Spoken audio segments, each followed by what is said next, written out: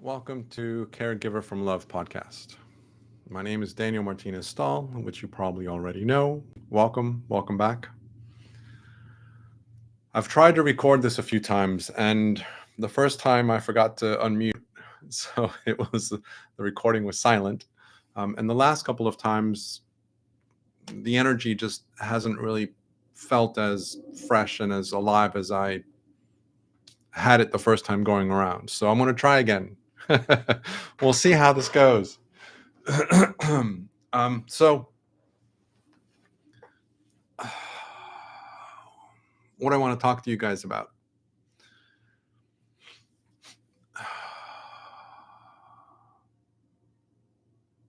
Over the last few weeks, as those of you that have been following me here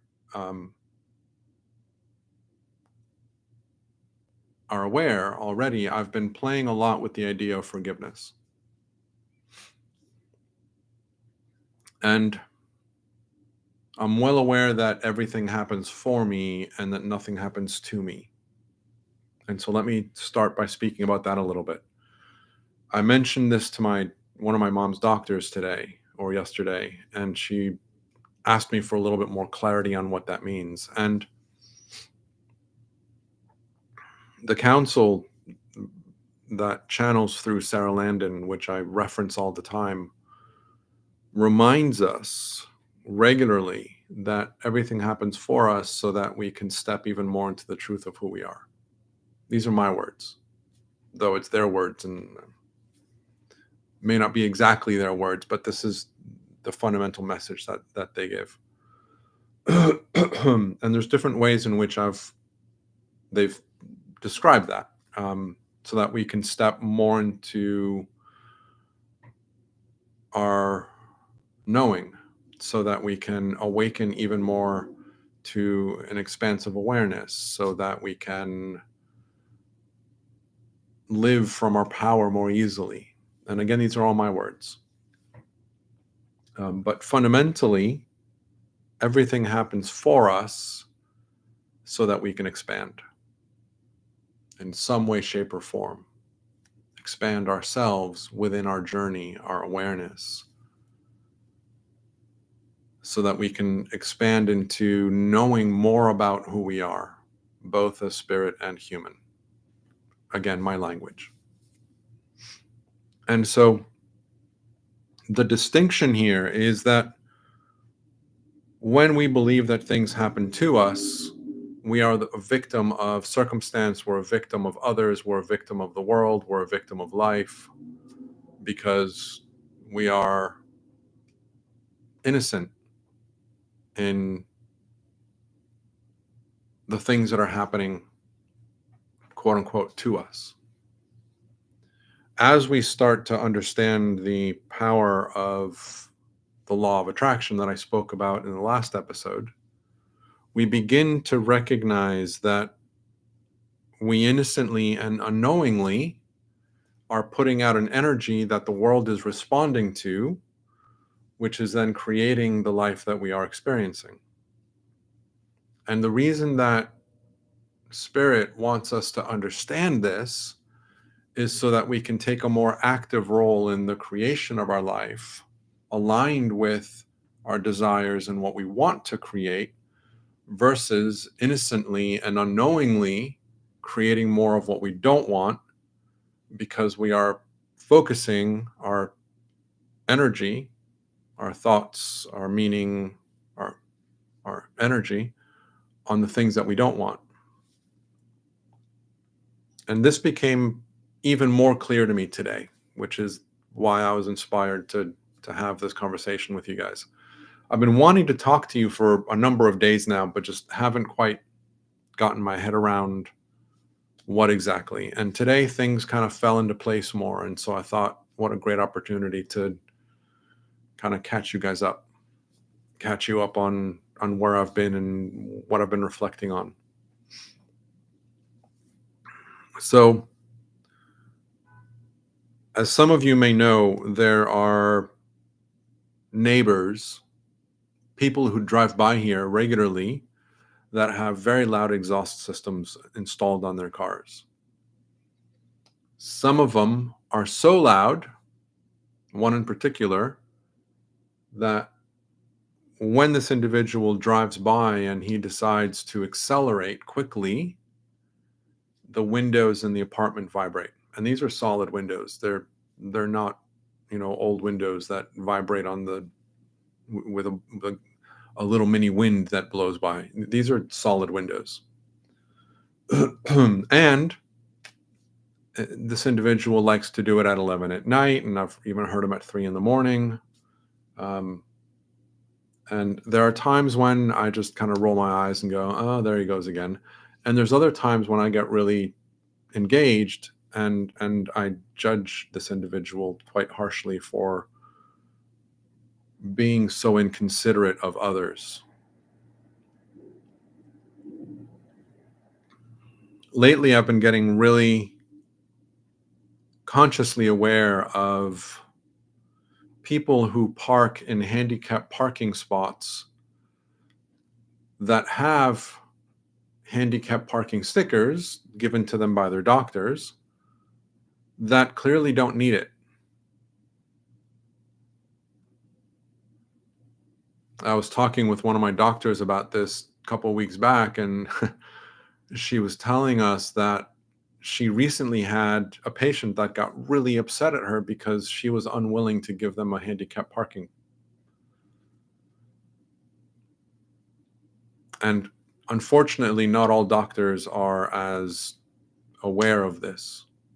Some could use with a little more awareness.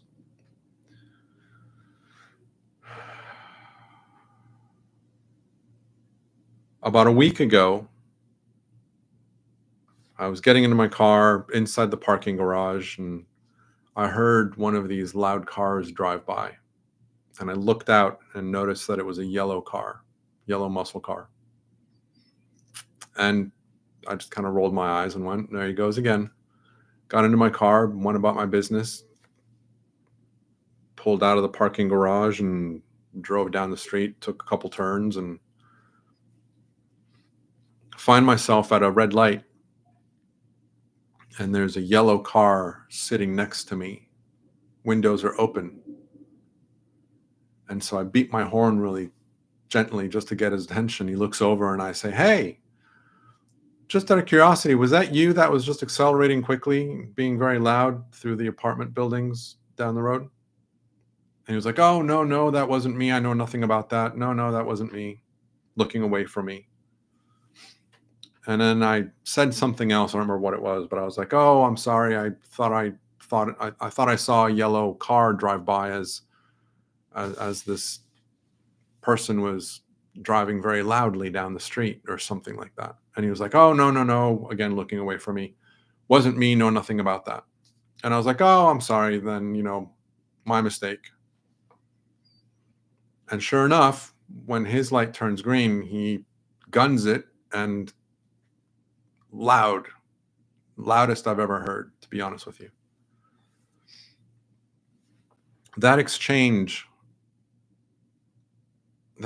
stayed with me for days. I couldn't get it out of my head, even though I knew that it wasn't doing me any good reliving it and rehashing it and rethinking about it. It just kept on popping up in my mind all the time. And I remember talking to my mom about how interesting it is to notice that sometimes it's difficult for our mind to let things go, even though we consciously have no interest in holding on to it. Sometimes it just takes a while for the thoughts to kind of move away from it. As I was reflecting on this exchange and my response and my role and all of these things, I started really kind of noticing and appreciating that this individual, again, my interpretation, must have a feeling of low self-worth, so that he's driven to have a super loud exhaust so that people give him attention. Look at me. Bring me into your awareness, because I am nobody. I am worthless. I am meaningless. I am whatever he was told, whatever he's learned to believe about himself. And so he has this really loud car so that he can get attention.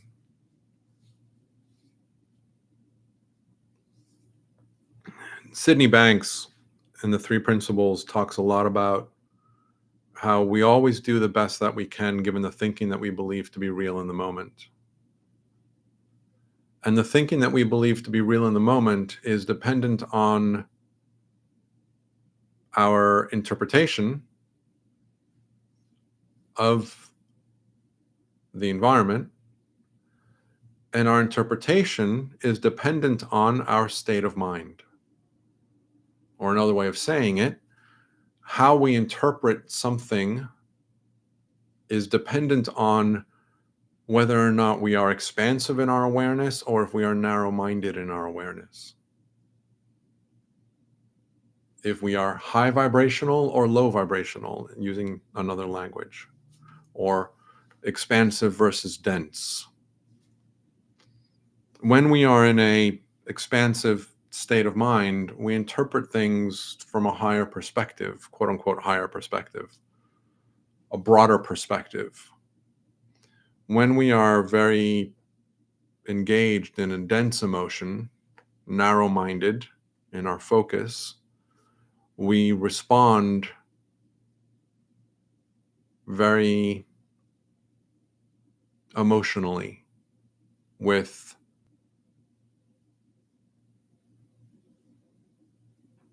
the impression that what we are experiencing is real. When we are more expansive, it's easier to see call it the illusion of experience. When we are in a more dense emotion, when we're a more dense state of mind, what we are experiencing feels like it is truth and reality, and there is nothing other than that. So anyway, kind of getting back to this, one of the things that I found very powerful in my own journey around forgiveness is understanding the innocence from which we work, the innocence from which we make decisions and interact with life. And it's innocent because we are all doing the best that we can given the thinking we believe to be real in the moment. And this individual, again, my interpretation, believes that he's cool with a very loud car. And because he believes that that's the case, he's going to act accordingly to that belief. And I think he's a jerk because he's got a loud car. And so I'm going to act accordingly to that belief when I believe that that is the truth and the only truth that exists. And so we are innocently doing the best that we can all the time, given the thinking that we believe to be real in the moment. And our state of mind determines what we are believing to be real in the moment. So a couple nights ago, I went to Walmart and I noticed a car was parking in a handicapped parking spot. And I looked in and I noticed the driver kept on walking. And I'm in the store in the fruit section, and this guy is walking right next to me. And I looked over at him and I said, "Oh, I can see that you're very handicapped. Good for you," or something like that. Needless to say, it resulted in a heated conversation between the two of us. And of course, as I reflected back on things, I would have liked to have said things differently that were more poignant to the point that I was trying to make, which was there's people that need that parking spot, you don't, and you're taking it away from them.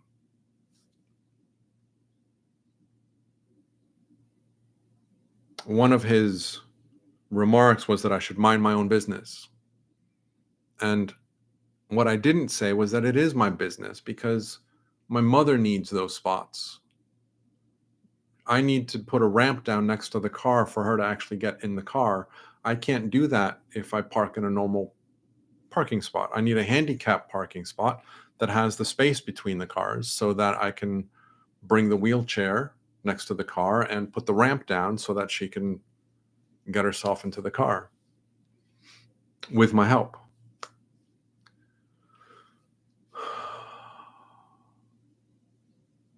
And so what was really interesting is as I reflected on these things and they happened fairly close to each other. And I recognize unlikely a coincidence. And so what's going on in the energy here, what's going on in my experience, that's bringing this to the surface. That's bringing this into my experience. And I was reflecting on this idea of, why is this happening for me? How is this for me?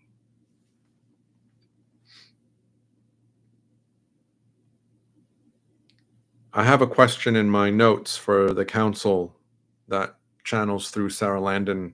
And I've spoken about her in the past in other conversations, other platforms. I don't remember. I'm sure I've spoken about it in this platform because I reference the council all the time. But I was listening to their call today, and I have a question that I pose, and I have it written down so I can just copy and paste it into the Q&A, in the hope that they will address the question specifically. I got the answers to the question through what they were saying about other questions, but they didn't address my question specifically. As I was preparing the question, I was adding more content to it relating to my awareness that I'm judging these people for their lack of consideration of others, myself and others. So it isn't just about myself. It isn't just about how they're impacting me, but it's about how callous they are to not recognize the impact that they are having on others. The individual that drives by at 3 a.m, there's people that live here with kids, wake up a kid, start screaming. The person that decides to park in a handicap parking spot. Today, a woman walked into her car right next to me in a handicap parking spot, perfectly capable. She was slightly overweight, but not anything that would require assistance with parking closer to a building or assistance in getting in and out of her car. And she went into her car, perfectly capable, without any need for anything. Sat in the driver's seat, looking at her phone and texting and emails or whatever for quite a long time while I was getting my mom into the car. And I came really, really close to knocking on the window and saying, "Hey, do you realize that someone might actually need the spot? Apart from the fact that you don't need it, even though you're taking the spot. But now you're just sitting here without making the spot available to someone who might actually need it." I didn't say anything, but I came really close. And so I was aware, and I was talking to my mother about this on the way back from the doctor's office, that my judgment of these people is around this lack of consideration for others.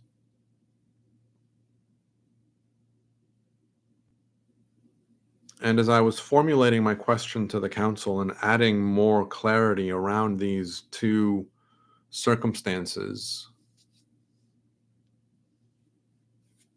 I was getting answers of things that I already know.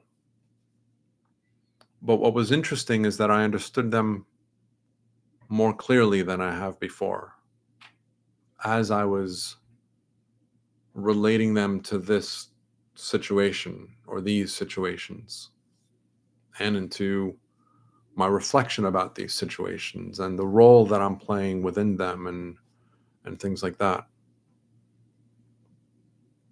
And one of the things that came up was this idea that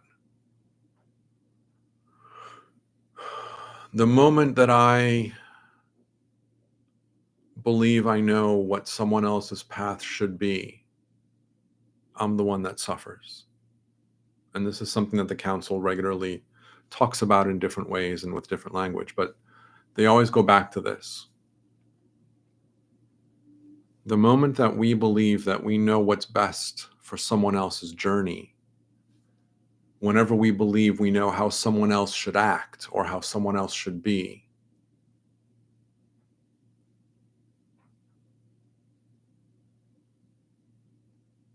I'm not sure if the audio came through or not. The screen froze, so I'm going to repeat that last part. It's also worth repeating. The moment that we believe we know how somebody else should act or how somebody else should be, we're the ones that suffer. And so what this means fundamentally is that we are the ones that are engaging in a very dense emotion vibration that separates us, that puts us into a perspective of separation, that puts us in a perspective where we lack something or where we feel we need more of something in order to be okay. A lot of what the council is inviting us to recognize is that we are the creators of our own creation and we are powerful creators. And I talked about this in the law of attraction in the last episode. But again, this idea that allowing others to be on their path without judgment. And so, what is it that I am gaining from judging someone who has a loud exhaust or who parks in a handicapped parking spot?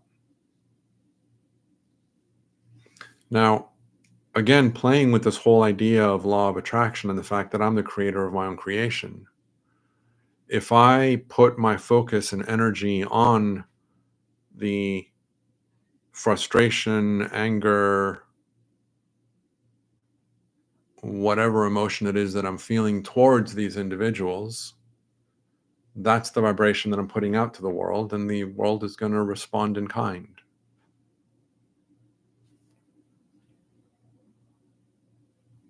The other aspect of this is if I'm the creator of my own creation and I am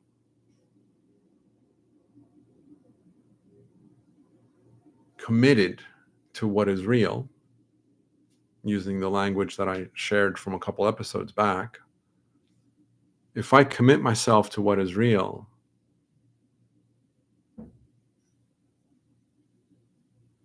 I recognize that I can create my life such that my mother and I never need a parking spot. And if we need a parking spot, there's a reason for it. There's a good reason for it. There's an expansive reason for it. Just like there's these stories of people that, they will manifest good parking spaces. Similar kind of idea. If I am focused on people taking the spots and not allowing spots to be available for those that need them, well, that's the reality that I'm going to create in my life innocently, because I'm focused on what I don't want as opposed to what I do want, which is for me and my mother to have easy access to parking spaces where and when we need them, given her physical requirements. And so this became more clear to me, this idea that I'm judging others, and that in this judgment, I'm creating a perspective of life that is what I don't want versus what I do want. And in the judgment of others, I am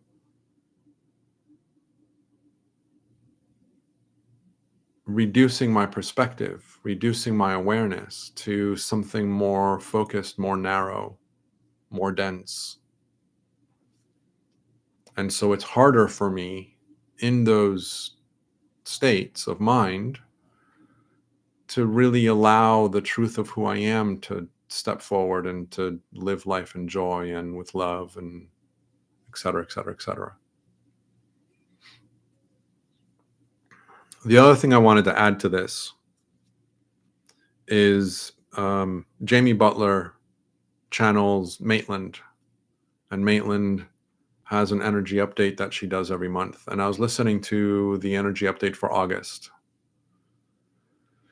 And interestingly enough, August, one of the elements within the August energy is this aspect of bringing to the surface anger that's based on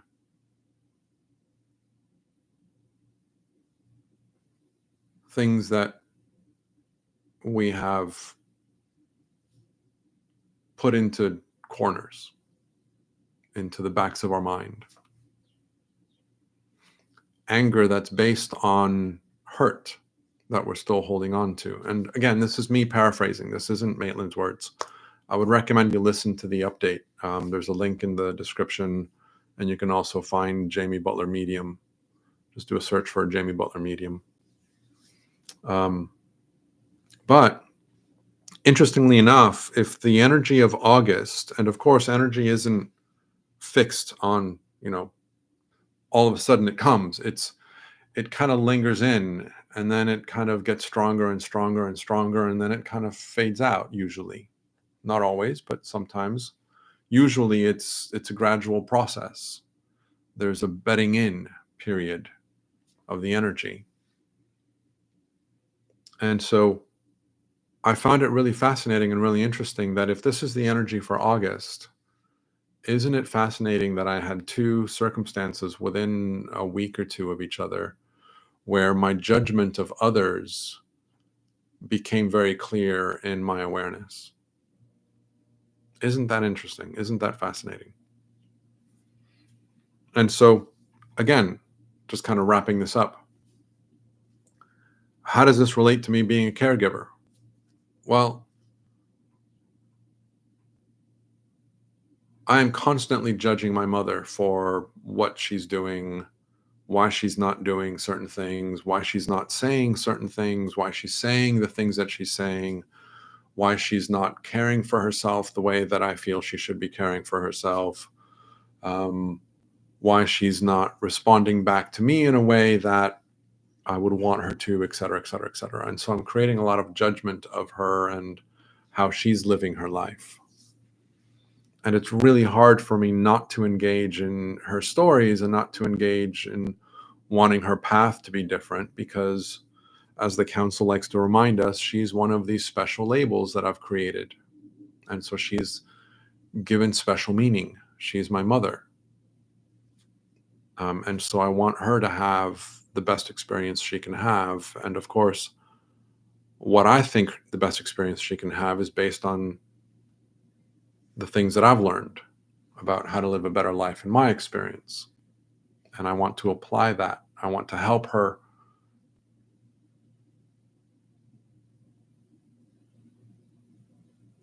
to take that into her experience as well, so that she can have a better quality of life.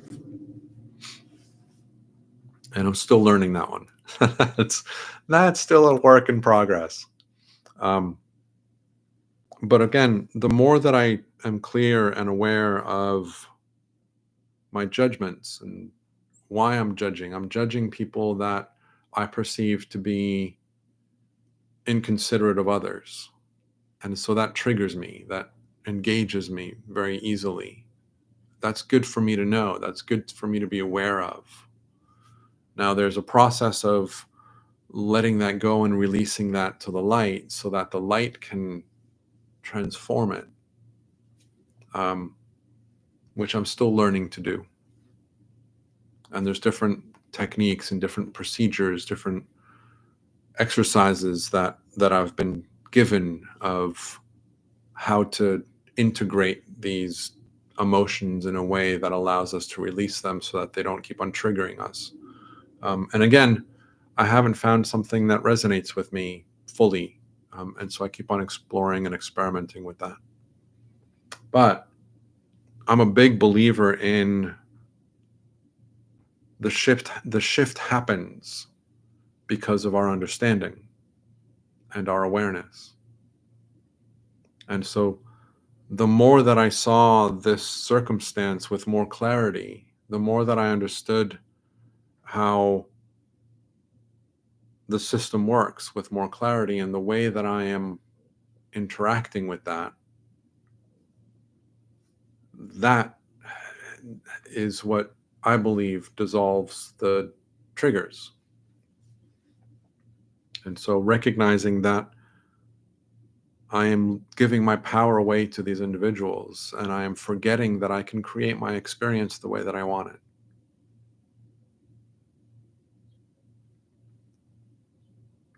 Being clearer and clearer on the fact that my judgment of them is because I am imposing my ideas of how people should act on others.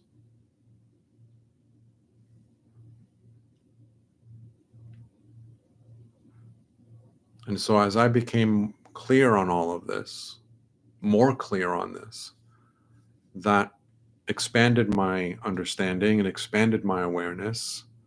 And in that expansion, the triggers lose their strength. They begin to dissolve more and more. And so that's how I believe these things work. And of course, there's, like I say, there's techniques that people will recommend for how to do this more actively. But that's kind of my perspective. And so I don't want to go too much past the 30-minute mark. So I'm going to leave you guys here for now. Hopefully, my blathering on about this is helpful and useful in some way. I'm sorry that it's not well thought out and not very clear, but I kind of wanted to share what I've been playing with. So I'll leave you here for now. I will leave you, as always, with being spirit, being human, and simply being from love. Bye-bye.